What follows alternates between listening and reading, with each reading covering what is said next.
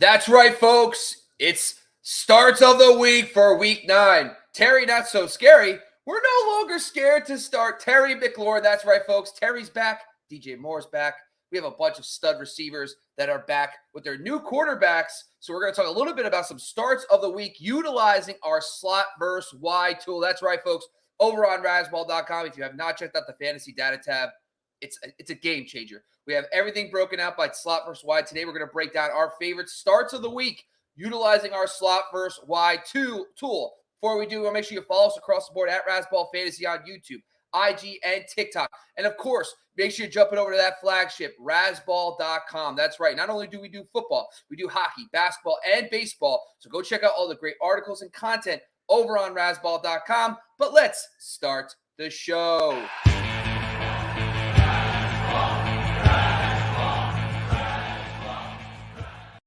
All right, folks, I'm joined once again by my esteemed colleague, Sky Guasco. You can follow him at Sky Guasco on Twitter. You can also find his great content over on Razzball.com. What's going on, Sky?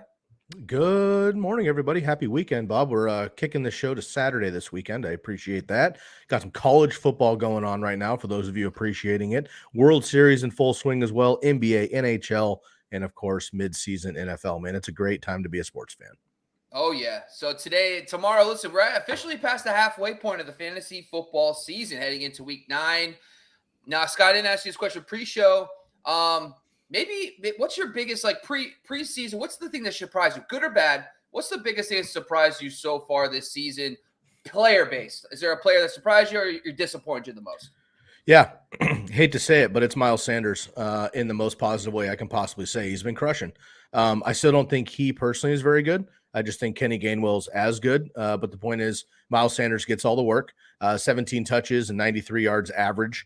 And he's scoring touchdowns. The biggest thing last year was he didn't score a touchdown, literally, which we knew regression was coming for that. But he scored 7 touchdowns already, and this offense is amazing behind a great offensive line, a great quarterback, and weapons to keep the defense honest. If you took a quote-unquote chance on Miles Sanders after last year's kind of down season, you've been much rewarded. And I'm not going to fully cave in on Josh Jacobs yet because I want to see more than a 3-game stretch. But he also played very, very well over the last 8 games or so, right? So we'll see how they do coming out of the bye. But it's definitely Miles Sanders, who's somebody that I've been down on for the last couple of years, frankly. I got to say it's Brandon Cooks. I actually thought this year that Brandon Cooks solidified himself with Davis Mills. Mills looks solid. Pep Hamilton, new offensive coordinator, but he was a part of the system last year. I thought Cooks was a safe wide receiver 2 pick this year at the 4th round. And my God, he has not been at all. I thought when I was taking Cooks, I was thinking, you know what? You know what you're going to get out of him. A lot of continuity on that side of the ball. But, man, he has been extremely disappointing for fantasy football. But you know what? We're done talking about the negative. Let's talk about the positive. We're talking about starts of the week. That's right, folks. And we are going to be utilizing our slot versus wide tool. That's over on Razzball.com. So make sure you're checking that out. And by the way, when you go to Razzball.com, you go over to the fantasy football, you go to the NFL tab, and you click fantasy data. You're going to get all these great assets here. The fantasy defensive slot versus wide points per game allowed. That shows you the best matchups for slot and out wide receivers. That's what we're utilizing today's show. So, Sky, you have a player you want to talk about. He might have been in the thumbnail. I'm not 100% sure, but talk about your first start of the week using the slot versus wide tool. Yeah, let's keep the Halloween theme going as long as possible here and talk about scary Terry McLaurin, who has been scary up until this week on the negative, right? You can't trust him. Carson Wentz isn't panning out. Carson Wentz gets hurt. Curtis Samuel has a resurrection from 4 years ago, playing very well, of course. And then you have this running back core also, and the Washington Commanders can't figure it out. However, Tyler Heinicke comes back in the lineup here by default, and Terry McLaurin is so happy to see Taylor Heinicke back in the mix. Over the last 2 games, he's seen a 26% target share. We love to see that. He's averaging 8 targets and 93 yards with 2.7 yards per route run, which we love that high, right? He's getting downfield. It's not just short yardage passes, and he's been wide receiver 11 and 17 in those games. So I am confident with Terry McLaurin in general, and back to quote-unquote matchup proof as at least a wide receiver 2.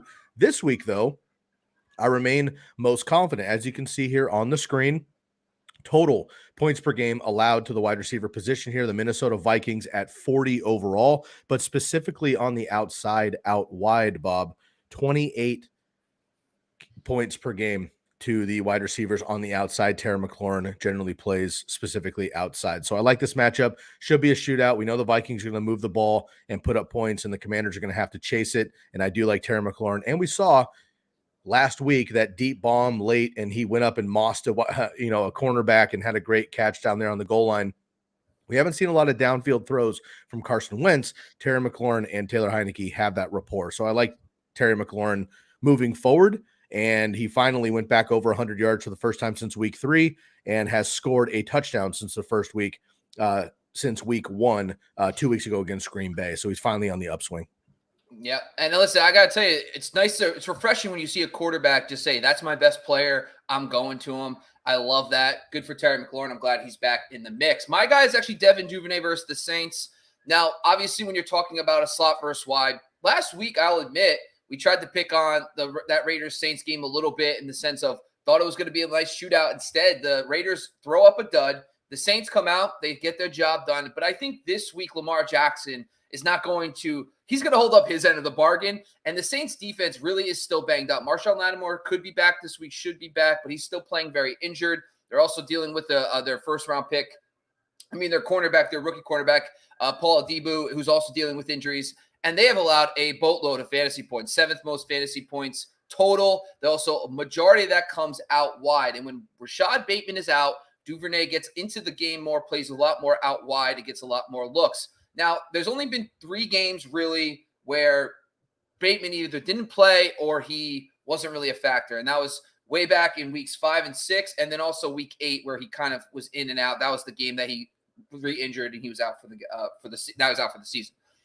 First game, 7 targets against Cincinnati, 5 for 54, but he also gets 3 for 24 on the ground. So that's a double-digit fantasy point day there. Has a complete dud against the Giants, 5 targets, 1 for 14. But last week against the Tampa Bay Buccaneers, 4 for 31 and then 2 for 33, but a touchdown as well. It just seems that when he's actually the lead guy, they utilize him not only on the ground, but also through the air a lot more. So I do like Devin Duvernay in this matchup because I do see some upside appeal in this matchup as the Saints secondary has struggled. And, of course, Baltimore Ravens as well. So I do like this matchup for a little bit of a shootout. Let's jump down to your next one, Sky. Who do you got lined up here? Yeah, I'm going to go a little bit more of a dark horse, maybe a name that casual players aren't necessarily familiar with, but I think a guy that should get a lot of work this particular week in a positive matchup here. And it's Joshua Palmer of the Los Angeles Chargers. So Mike Williams and Keenan Allen out in this game. I believe Austin Eckler is ready to go, but he also missed a practice this week at questionable, so might limit him also. Gerald Everett's been limited also. So DeAndre Carter in a deep, deep league, and Joshua Palmer should get a lot of work this week. So the Minnesota Vikings, I just mentioned with Terry McLaurin, give up the most fantasy points out wide at 28.2. Just behind them are the Atlanta Falcons, giving up 28 points per game to out wide receivers. And that's going to be Joshua Palmer. He's seen about a 16% target share, 15% air yard share. That's with Mike Williams and or Keenan Allen in the lineup. Both those guys are out. Those should both increase. He's seen 8 or more targets in 50% of his games played this year and 6 red zone targets. So you love to see that. And we know that Justin Herbert can move the ball down the field and score touchdowns. So he has not played. They had a bye week last week. He didn't play against Seattle with a concussion, but his last game against Denver, solid secondary and defense overall, of course, 12 targets with Keenan Allen out, 9 receptions, just 57 yards, but he has big play potential there. So for me, Josh Palmer is a great slide in here with many, many receivers on bye this week with 6 teams out. Yeah. Palmer was a guy I put a claim in for in a league that he was available. Didn't get him. DeAndre Carter, good call there as well. Atlanta, and over since week 3, have allowed the most fantasy points to receivers in the receiving game. So you do want to attack this matchup. I think Justin Herbert will do just enough to keep these guys all afloat. My next player I'm going to talk about is actually Allen Lazard. Questionable, of course, heading into this week, another shoulder injury. But if he's active, I want him in my lineup this week, going against Detroit, who, by the way, just fired their secondary coach. A little bit of turmoil for those 1-win Lions, who I love. Who preseason we saw the Hard Knocks were thinking, oh, Dan Campbell biting kneecaps. Well, I think Dan Campbell's kneecaps have been bitten as they have only 1 win so far this season. But unfortunately, Allen Lazard, listen, he's been very, very productive when he plays. And when he's in the lineup, I want him in my lineup, especially when you have a matchup, a top 5 matchup. Total points allowed to wide receivers since week 3. Detroit, 39.9. That's top 5. But they are a heavy out wide defense. Also 6th in fantasy points allowed out wide. So I do want Allen Lazard. If Allen Lazard does not play, I do like Romeo Doubs. It seems that you're going to have to deal with the ups and downs.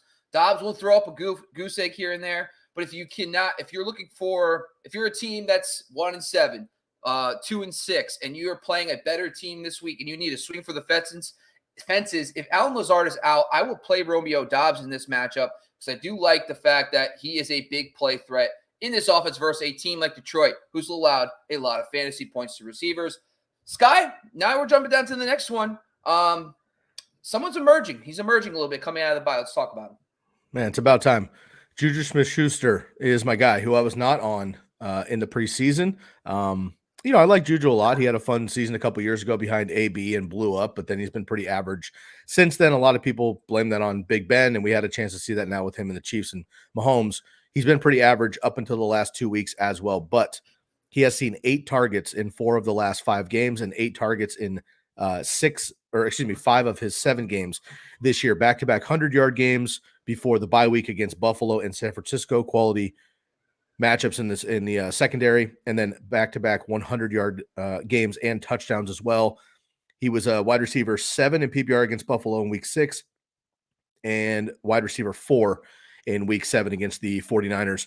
And Juju has seen an 18% target share, which of course we love to see from our wide receivers, but he's also increasing his red zone opportunities. So he's 9 red zone targets, which is 10th among wide receivers in the NFL. And we know that this Chiefs offense, generally coming off of bye, are pretty unstoppable there. So Tennessee is absolutely horrendous, giving up 6 PPR fantasy points to the slot position, which is the 3rd most in the NFL. So again, Juju plays primarily the slot. I like MVS in this game. I also like Mecole Hardman in this game. So if you're playing DFS or you're just looking for a bye week fill-in, I do like all of the Chiefs wide receivers in this game because I think they blow out Tennessee, in this one and just try to get ahead of the Derrick Henry game. If they can blow them out by 2 touchdowns, Henry won't be involved, as we know. So I like Juju in this one, man. I haven't really been on him for this season, but he's been a pleasant surprise over the last couple of weeks. Yeah, and Juju they've kind of used these guys all interchangeably. They're all moving around the formation. It's not one of those teams that have like, oh yeah, Juju's getting 85% out wide or 85% in the slot. They move these guys around a lot. So I do like this matchup for Juju as well. Let's jump out to Christian Kirk versus the Raiders.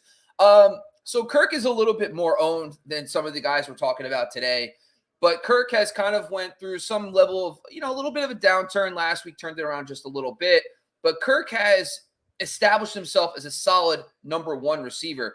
But the thing I love about this is that really, if you look at his early season schedule, he hasn't faced a lot of elite slot matchups. And Kirk is one of those guys who does lean a little bit more to the slot when he gets his fantasy points.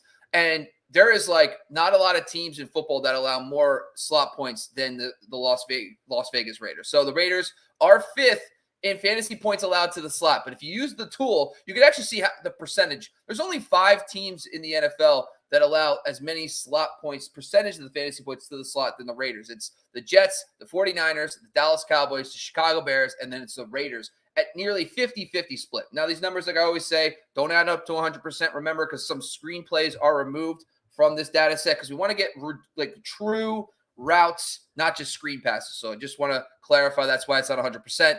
But the Raiders do a lot of slot funnel defense. And Kirk, Kirk has proven to be a very surprising, solid number 1 receiver. And if he's got a good matchup, I want to play Christian Kirk if I have him this week versus those Raiders, who, by the way, just got embarrassed last week by the Saints, who have Chris Olave, a bunch of other guys. They don't even have their starting receivers, and Mandy Dalton was out there.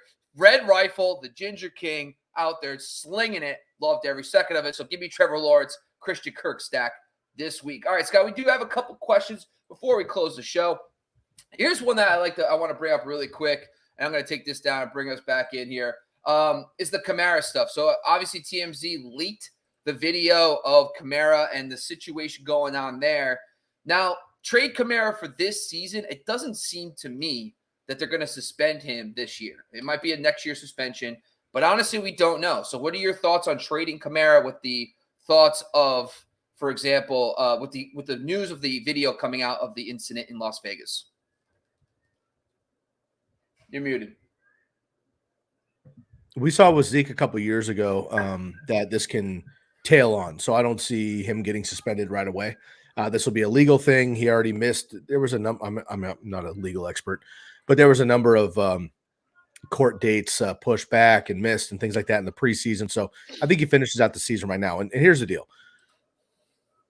It's always hard to talk about these off the field situations with these players because regardless of how you feel about the player, if they're playing in the NFL, moral, ness aside, if they're on the field, they're going to play. And Alvin Kamara on the field, I want on my roster.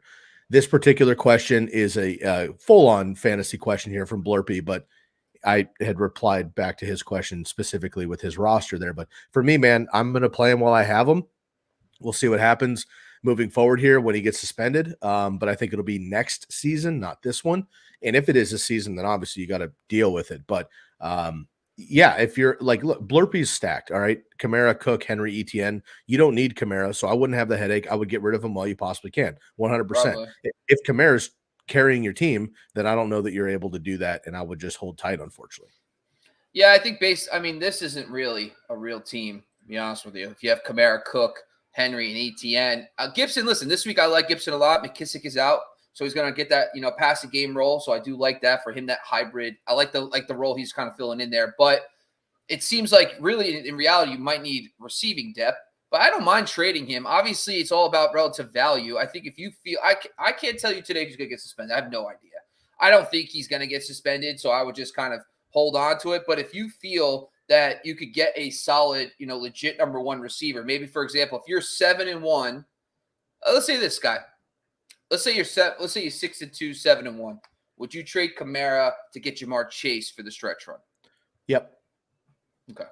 Yeah, I think that's kind of the stuff I'm thinking about. Maybe a Chase or maybe one of the elite receivers like Stephon Diggs. Maybe look at those teams, see if their running back situation isn't legit, and go fill up that receiver role, get some better receiver depth there. We do have another question here. Rank these. This is actually a really good question from Silas Ratliff. Silas says, rank these: Dobbs, Palmer, and Duvernay. Scouring the waiver wire for very good options this week. Sky, rank these three guys in order. Yeah, I have a hunch you and I are going to be kind of opposite on this one. I mean, two of these guys we just highlighted, Palmer and Duvernay. You're on the Duvernay side. I'm on the Palmer side. So I'll go Palmer. And then, it just depends on Alan Lazard. If Alan Lazard plays, then I'm going to go Duvernay and Dobbs. If Alan Lazard doesn't play, then Dobbs is number 2. But for me, it's Palmer number 1. And then assuming Lazard plays, I'll go Palmer, Duvernay, Dobbs. But obviously, if Lazard does not, then I'll swap and I'll have Dobbs as number 2. Yeah, I would go. I think Duvernay's locked in for me this week. I think that I would flip Palmer in if Lazard is in. And if Lazard is out, I'd put Dobbs in over Palmer. That's how I feel about that. Hope that helps. Silas, we appreciate you, man. That is all we got for today, Sky. Honestly, this is a quick and breezy, man. We're getting real efficient with these starts of the week. Any final thoughts? Because you're not going to be on the show tomorrow. Shame on you, sir. But any final thoughts for the upcoming week 9? Yeah, I'm just excited to see how everybody deals with these bye weeks, right? We have a lot of injuries. We have a big-time bye week. Also, I mentioned it multiple times, so I want to mention it one more time here. I feel like Justin Fields could be a last-minute pickup off of waivers in single quarterback leagues, and he's able to cover many, many, many great startable quarterbacks every single week. So make sure you go check out it to see if Justin Fields is available. I think that he would be a free pickup. And just a heads up, I mentioned this early in the week, but I'll say it one more time before the Start Sit show tomorrow morning, which everybody, of course, will be tuning into live right here on the Razzball Fantasy Football YouTube show. But weeks 9 through 11, so obviously this weekend, but next week and the week after that, 14 teams are on bye total. Some weekly startable quarterbacks include Dak, Russ Wilson, Daniel Jones, Lamar Jackson, Joe Burrow, Tua, Geno, and Tom Brady. And I think Justin Fields can fill in all of those slots when they're out. And I would honestly play him over maybe Tom Brady at this point, Russell Wilson potentially, and Geno Smith or Tua, depending on the matchup. Nothing gets me going like closing a show on Justin Fields. Love every second. That's all we got for today, folks. Once again, I'm your host, Bobby Lamarck. Wish you following us across the board at Razzball Fantasy on YouTube, IG, and TikTok. And yes, that Sunday Live Start Sit show will start tomorrow at 7:30 a.m. to 9:30 a.m. PST. Come join us for 2 hours of Start Sits, starts of the week, streamers, weather updates, injury updates, whatever you need to set your lineups, we will be talking about for 2 hours tomorrow on the show. Once again, thank you for joining us on the Razzball Fantasy YouTube channel. I want to thank my co-host today, Sky Guasco. Go follow him at Sky Guasco on Twitter, but also go check out his great content over on Razzball.com. Thanks for joining. We are out of here. Look at that.